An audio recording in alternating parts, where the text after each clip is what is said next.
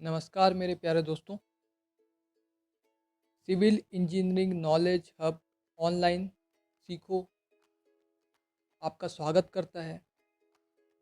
Civil engineering के एक नए टॉपिक के साथ हम यहाँ पर आए हैं और आपको हम आज जो हमारा टॉपिक है उसके बारे में बताना चाहते हैं। और आज का हमारा टॉपिक है व्हाट इज़ सिविल इंजीनियरिंग। तो चलिए शुरू करते हैं आज का वीडियो। तो सबसे पहले बात कर लेते हैं यहाँ पर कि कंटेंट क्या रहेगा हमारे इस वीडियो का। तो सबसे पहले कंटेंट में हमारा आता है इंट्रोडक्शन अबाउट इंजीनियरिंग। इसके बाद हम बात करेंगे व्हाट इज़ सिविल इंजीनियरिंग।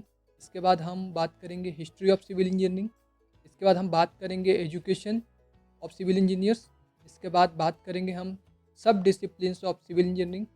और बात करेंगे हम job opportunities for civil engineers. तो चलिए आगे बात करते हैं। सबसे पहली बात है कि इंजीनियरिंग क्या है, इसकी डेफिनेशन के बारे में हम बात कर लेते हैं। So the engineers council for the professional development in the United States defined engineering as the creative application of scientific principles to design or develop structures, machines, apparatus, or manufacturing process or work utilizing them singly or in combination, or to construct or operate the same with full cognizance of their design, or to forecast their design behavior under specific operating conditions, all as respects an intended function, economics of operation and safety to life and property। तो यहाँ पे बात हो रही है engineering क्या है।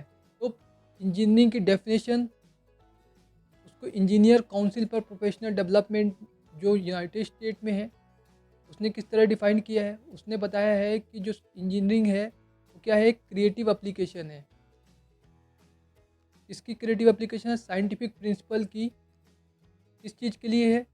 तो डिज़ाइन करने के लिए और डेवलप करने के लिए structures, machines, apparatus, manufacturing process, और वो हर काम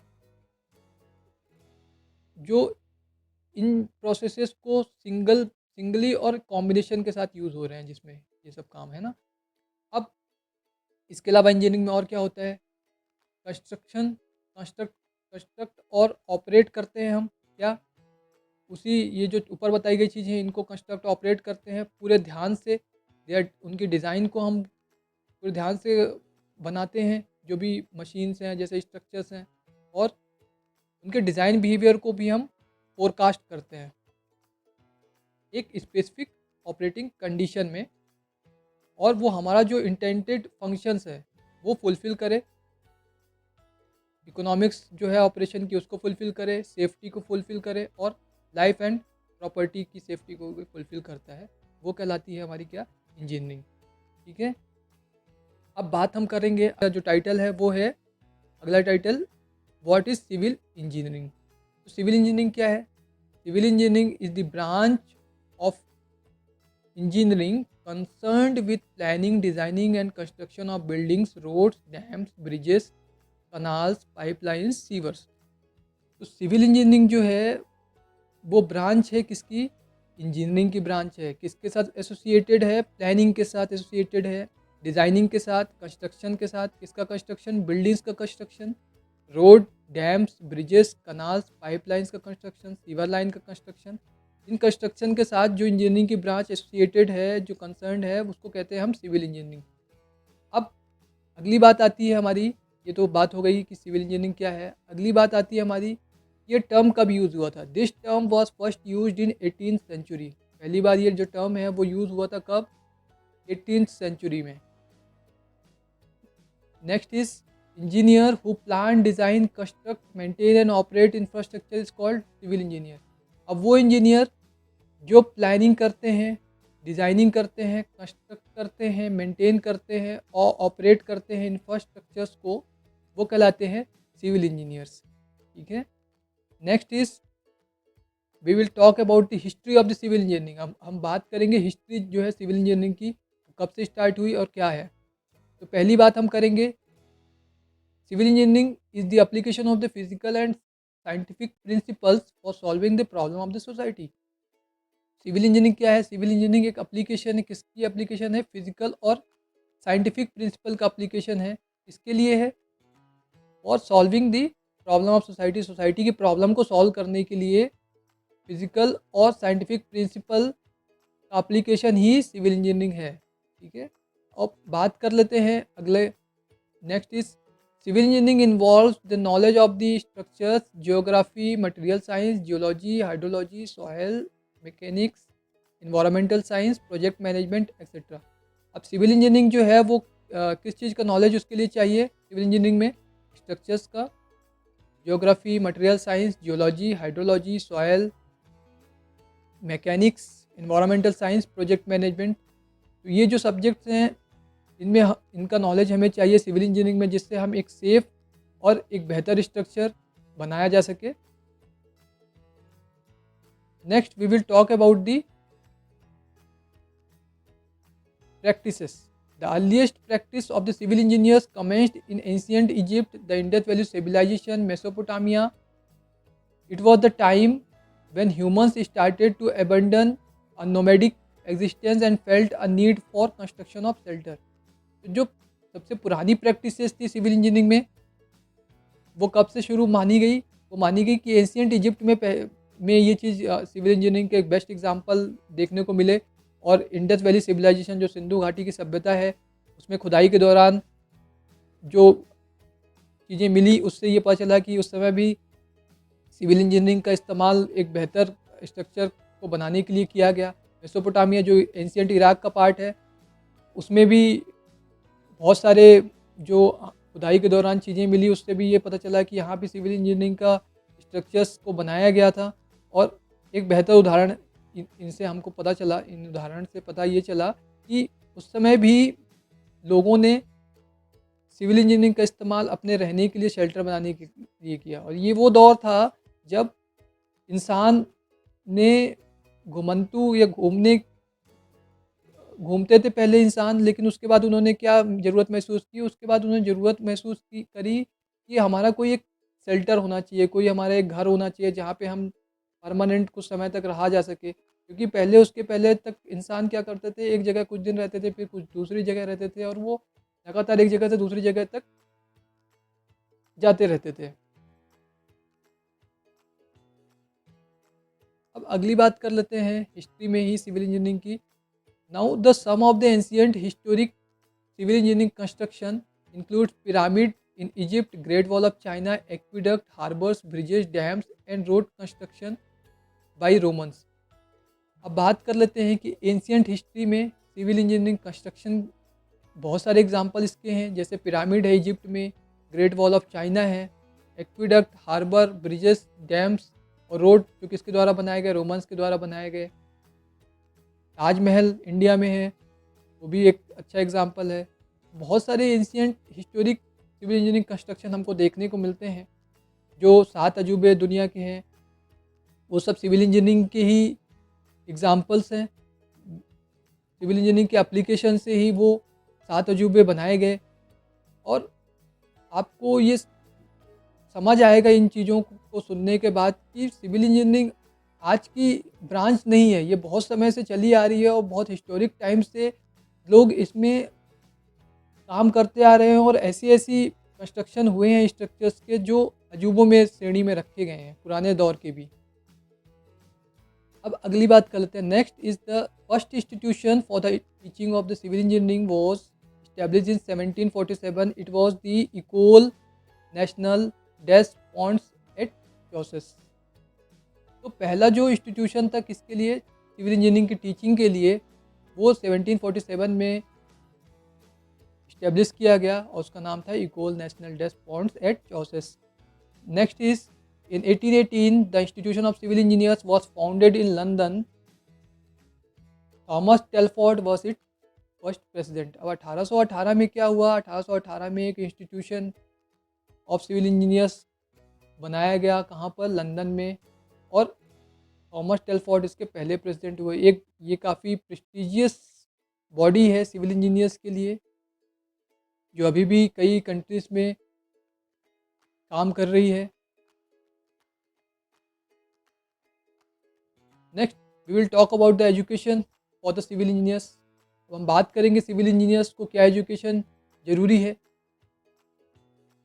Civil engineers typically possess an academic degree in civil engineering.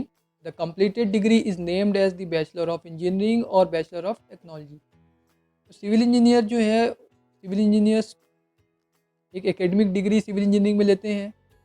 जो कंप्लीट डिग्री होती है उसको हम किस नाम से जानते हैं? उसको नाम बैचलर ऑफ इंजीनियरिंग के नाम से जानते हैं या फिर बैचलर ऑफ टेक्नोलॉजी के नाम से जानते हैं। Next, we will talk about the syllabus. The syllabus for this degree comprises subjects like mathematics, physics, project management, design and specific topics in civil engineering. अब जब बात करते हैं हम सिलेबस की, तो सिलेबस जो है सिविल इंजीनियरिंग का डिग्री के लिए, उसमें बहुत सारे सब्जेक्ट्स हैं जैसे mathematics, physics, project management, design और स्पेसिफिक टॉपिक्स होते हैं सिविल इंजीनियरिंग के। क्यों होते हैं स्पेसिफिक टॉपिक्स? क्योंकि हर सब्जेक्ट पढ़ना ज़रूरी नहीं है। आपको बेसिक लेवल पे, डिग्री लेवल पे हर सब्जेक्ट पढ़ना इन डेप्थ ज़रूरी नहीं होता, लेकिन आपको इतना नॉलेज इसमें उन सब्जेक्ट्स के द्वारा दिया जाता है, स्पेसिफिक सब्जेक्ट्स के द्वारा, कि आप एक बेहतर स्ट्रक्चर बना सके, एक सेफ स्ट्रक्चर बना सके और डिज़ाइनिंग कर सके स्ट्रक्चर्स की।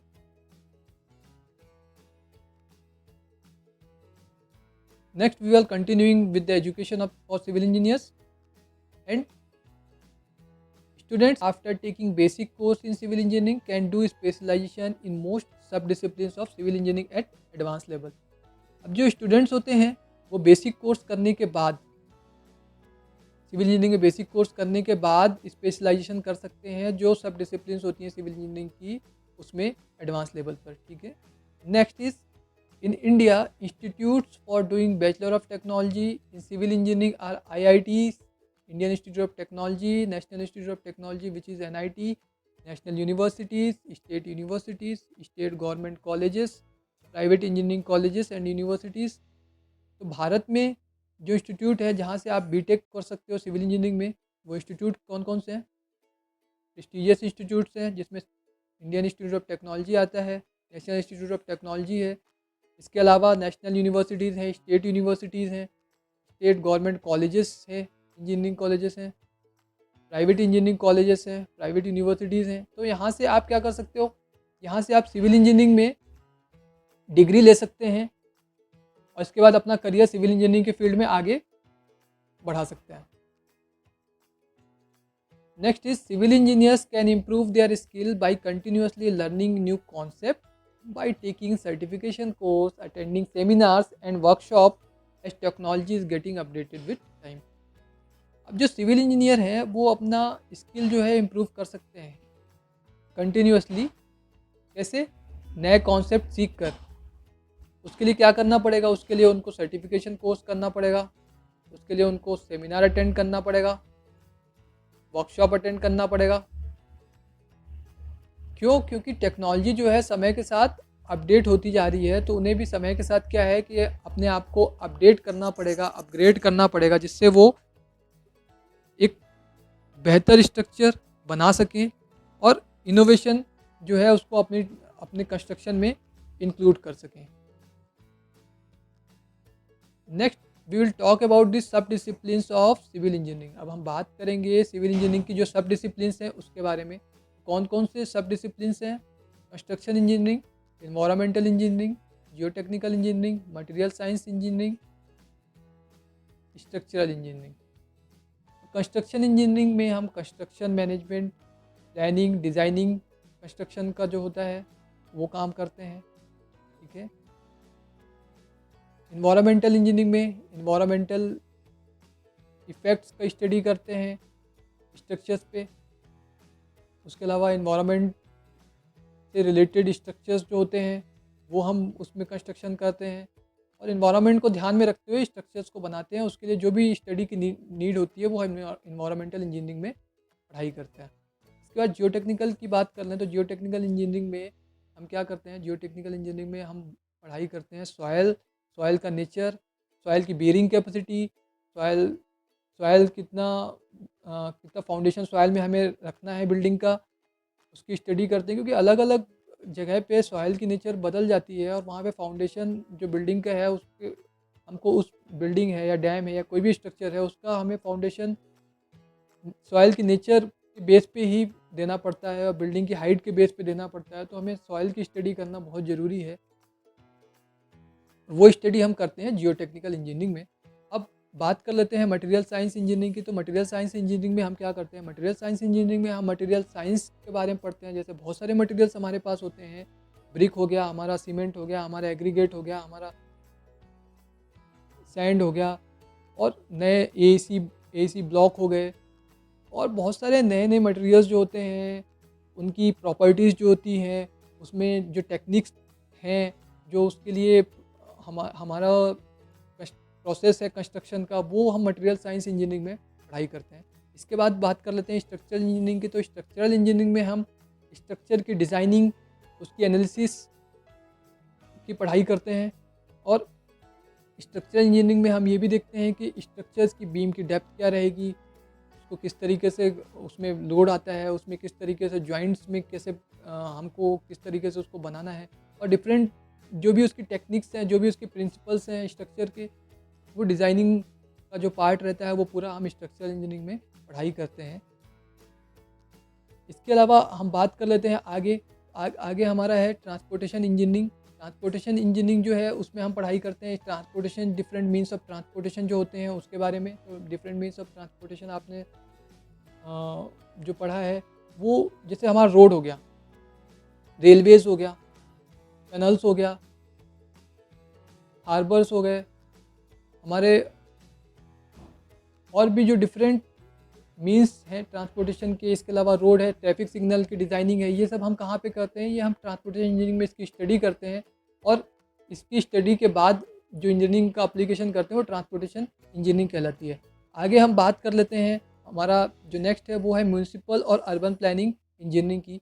म्यूनिसिपल और अर्बन प्लानिंग इंजीनियरिंग जो है, वहाँ पे हम क्या पढ़ाई करते हैं? उसमें हम पढ़ाई करते हैं अर्बन प्लानिंग के बारे में। अर्बन प्लानिंग मतलब जो शहर है, शहर में डिफरेंट प्लानिंग्स होती हैं कि रोड कैसे बनाया जाए, शहर में बिल्डिंग्स कैसे बनाई जाएँ, किस तरीके से वहाँ पे सीवर लाइन दी जाए, कितने सालों के लिए हमको डिज़ाइनिंग करनी है, प्लानिंग करनी है, स्मार्ट सिटीज़ को कैसे बनाना है, ये जो भी पूरी स्टडी होती है अर्बन प्लानिंग इंजीनियरिंग में हम करते हैं। इसके बाद हम बात कर लेते हैं, हमारा जो नेक्स्ट है वो है वाटर रिसोर्स इंजीनियरिंग की।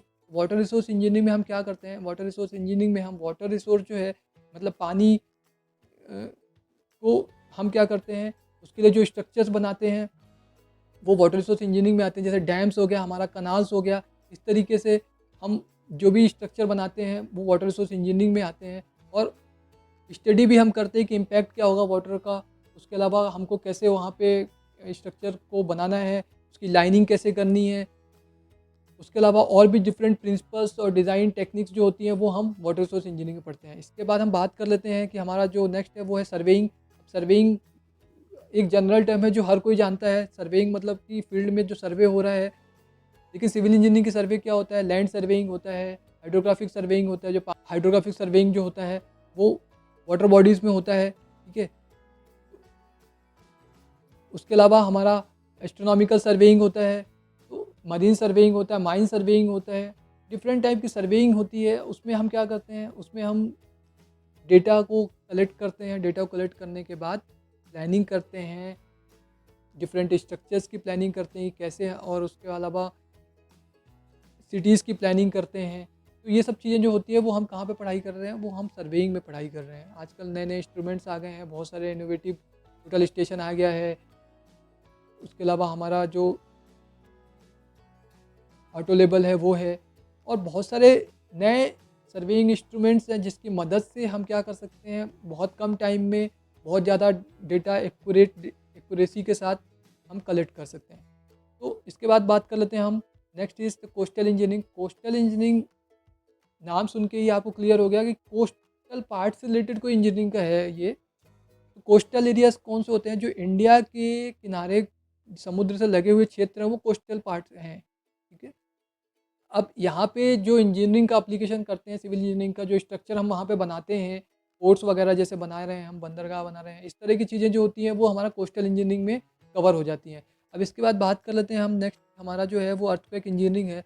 अर्थक्वेक इंजीनियरिंग में हम क्या करते हैं? अर्थक्वेक इंजीनियरिंग में हम अर्थक्वेक जो भूकंप है उससे रिलेटेड जो भी स्टडी होती है सेस्मिक वेव्स क्या होती हैं, हमको सेस्मिक एक्टिविटीज़ कौन से जोन में, जैसे 5 जोन में इंडिया को डिवाइड कर दिया गया है, 1 2 3 4 5 ये 5 जोन है। बाद में फर्स्ट और सेकंड जोन को मिलाकर एक बना दिया गया, तो बचे फिर 4 जोन। तो इन 4 जोन में जैसे जो 5वां जो 5th जोन है वो सबसे ज़्यादा सीवियर जोन है। और उस जोन में जो हमारी बिल्डिंग्स होती हैं, जो हमारे स्ट्रक्चर्स होते हैं, उनकी डिज़ाइनिंग बहुत क्रिटिकल होती है, तो हमको उसका बहुत ध्यान रखना पड़ता है। तो अर्थक्वेक इंजीनियरिंग में हम वही चीज़ की स्टडी करते हैं। इसके अलावा जो इनोवेटिव टेक्निक्स हैं, आजकल बहुत सारे साइंटिफिक नए-नए इनोवेशंस आ रहे हैं, नई-नई रिसर्च पेपर्स आ रहे हैं, उसमें अर्थक्वेक इंजीनियरिंग में भी स्टडी की जा रही है। और नए जो भी फाउंडेशन के तरीके हैं और बिल्डिंग्स में क्या हम चेंजेस करके एक बेहतर और सेफ बिल्डिंग बना सकते हैं, अर्थक्वेक इंजीनियरिंग में ये भी हम पढ़ाई करते हैं। आगे बात कर लेते हैं, हमारा जो नेक्स्ट टॉपिक है, नेक्स्ट जो टाइटल है वो है job opportunities for civil engineer. Civil engineer के लिए जो जॉब अपॉर्चुनिटीज़ है उसके बारे में बात कर लेते हैं। तो students after completing their degree in civil engineering branch can find jobs in following government departments like CPWD, CWC, State PWD, etc. For that, they have to get selected through exams conducted by the UPSC, SSC, State PSC, etc. तो student जो हैं degree अपनी complete करने के बाद किस branch में job उनको मिल सकती है, तो पहली जो ब्रांच है वो है government departments. Government civil engineering branch में करने के बाद वो बच्चे जो हैं वो गवर्नमेंट डिपार्टमेंट्स में जॉब कर सकते हैं। उसके जैसे गवर्नमेंट डिपार्टमेंट्स का कुछ नाम हम बता देते हैं, CPWD है, उसके अलावा CWC है, स्टेट PWD है। उसके लिए क्या करना पड़ता है, उसके लिए बच्चों को क्या है सिलेक्शन प्रोसेस के थ्रू जाना पड़ता है। सिलेक्शन प्रोसेस कौन कंडक्ट कराता है, UPSC, union public service commission, SSC, state PSC, इस तरह की बॉडीज़ जो हैं ये क्या करते हैं, एग्ज़ाम कंडक्ट कराते हैं। और एग्ज़ाम कंडक्ट कराने के बाद सिलेक्शन प्रोसेस पूरा रहता है। सिलेक्शन प्रोसेस के बाद जो बच्चे सेलेक्ट हो जाते हैं उनको क्या है गवर्नमेंट जॉब मिल जाती है। जो डिपार्टमेंट हमने बताए हैं उन डिपार्टमेंट में, इसके अलावा भी बहुत सारे डिपार्टमेंट जिनका हम नाम हर किसी का तो अभी नहीं ले पा रहे हैं, लेकिन इसके बारे में हम बाद में डिटेल में और वीडियोज़ बनाएंगे जब, तो उसमें आपको इसकी पूरी जानकारी हम देंगे कि कौन कौन से डिपार्टमेंट्स होते हैं और किस तरीके से वहाँ पर सिलेक्शन प्रोसेस होता है। तो अभी हम आगे बात कर लेते हैं। तो हमारा पब्लिक सेक्टर अंडरटेकिंग के बारे में बात कर लेते हैं, इसमें भी जॉब बच्चों को मिलती है। तो public sector undertakings every year PSUs like ONGC, IOCL, NHAI, NTPC, etc. hire new graduates through their GATE score, GD and PI। Public sector undertaking जो है हर साल क्या करते हैं, हर साल ये बच्चों को सिलेक्शन करते हैं। तो PSUs क्या होते हैं, PSU पब्लिक सेक्टर अंडरटेकिंग जो है वो कौन कौन से हैं, ONGC है, जैसे IOCL है, NHAI है, national highway authority of India, NTPC है, national thermal power corporation. Okay, ये क्या करते हैं, हर साल नए ग्रेजुएट्स को क्या करते हैं, नए ग्रेजुएट्स को हायर करते हैं। किसके बेस पे करते हैं, गेट स्कोर के बेस पे। उनके ग्रेड जो बच्चों के गेट स्कोर होते हैं, ये ग्रुप डिस्कशन कराते हैं, पर्सनल इंटरव्यूज़ कराते हैं, उसके बाद ये मेरिट लिस्ट बनाते हैं, उसके बेस पे बच्चों को जॉब देते हैं। नेक्स्ट इस job in the construction companies like L&T, Reliance infrastructure, Tata project, etcetera.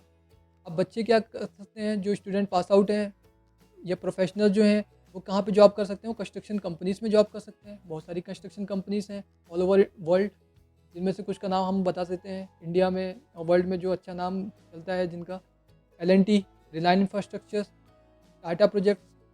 इसके अलावा बहुत सारी कंपनीज़ हैं जो सिविल इंजीनियर्स को हायर करती हैं एक स्पेसिफिक फील्ड में, जैसे बिलिंग का काम होता है, एस्टिमेशन का काम होता है, डिज़ाइनिंग का काम होता है, एग्जीक्यूशन का काम होता है, प्रोजेक्ट मैनेजमेंट का काम होता है। इस तरीके से बहुत से सिविल में भी सब डिसिप्लिन्स हो जाती हैं। उसमें एक स्पेसिफिक एक्सपीरियंस्ड बंदे की ज़रूरत होती है, तो ये कंपनीज उनको हायर करती हैं, उनके एक्सपीरियंस के बेस पे फ्रेशर्स को भी हायर करती हैं। तो ये हो गई बात हमारी कंस्ट्रक्शन कंपनीज में जॉब मिलने के बारे में। Next is in design and consultancy firms that are working in civil engineering field. अब आगे बच्चों को जॉब कहाँ मिल सकता है, डिज़ाइन एंड कंसल्टेंसी फर्म में जॉब मिल सकता है जो सिविल इंजीनियरिंग की फील्ड में काम कर रही होती हैं। तो डिज़ाइन एंड कंसल्टेंसी फर्म वो फर्म होती हैं जो डिज़ाइनिंग का काम करती हैं, स्ट्रक्चर्स की डिज़ाइनिंग का काम करती हैं। उसके अलावा वो प्रोजेक्ट मैनेजमेंट का काम करती हैं। उसके अलावा वो ड्राइंग का काम करती है। आर्किटेक्ट भी ड्राइंग का काम करते हैं, लेकिन सिविल इंजीनियर्स भी ड्राइंग का काम कर सकते हैं, बिल्डिंग ड्राइंग का काम। उसके अलावा एस्टिमेशन, बिलिंग, डीपीआर प्रिपरेशन, इस तरीके के काम भी कंसल्टेंसी फर्म करती हैं। तो students and professionals of civil engineers जो है वो यहाँ पर जॉब ले सकते हैं।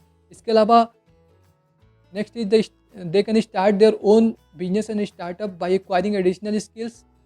दिस कैन बेनिफिट हिम और her and also to society as it can create more job opportunities for other. Next जो हम बात कर रहे हैं कि जो स्टूडेंट्स हैं वो क्या कर सकते हैं, वो अपना बिजनेस स्टार्ट कर सकते हैं, स्टार्टअप स्टार्ट कर सकते हैं। कैसे?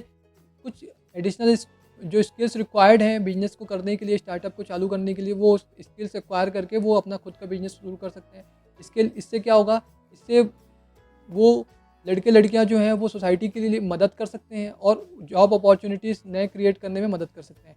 अगली बात कर लेते हैं कि in next is the in teaching field after doing post graduation और PhD they can pursue their career in teaching field. तो जो स्टूडेंट्स हैं या जो सिविल इंजीनियरिंग प्रोफेशनल्स हैं वो टीचिंग फील्ड में भी जॉब कर सकते हैं। उसके लिए क्या करना पड़ेगा, उसके लिए वो पोस्ट ग्रेजुएशन कर सकते हैं, उसके बाद भी पोस्ट ग्रेजुएशन के बाद डायरेक्ट टीचिंग कर सकते हैं, या फिर आगे वो रिसर्च वर्क करके PhD करके भी टीचिंग फील्ड में आ सकते हैं।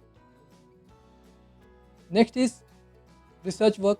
रिसर्च वर्क क्या होता है? रिसर्च वर्क में साइंटिफिक स्टडी की जाती है, डिफरेंट मटेरियल्स जो होते हैं, डिफरेंट टेक्निक्स जो होती हैं वो इंट्रोड्यूस किए जाते हैं, रिसर्च पेपर पब्लिश किए जाते हैं। रिसर्च पेपर पब्लिश करने के बाद जो इनोवेटिव टेक्निक्स है उसको इस्तेमाल करके जो सिविल इंजीनियरिंग की फील्ड है उसमें और बेहतर स्ट्रक्चर बनाने में, बेहतर टेक्नोलॉजी लोगों तक पहुंचाने में मदद कर सकते हैं रिसर्च वर्क करके। तो ये तो बात हो गई हमारी आज के टॉपिक जो था सिविल इंजीनियरिंग के बारे में।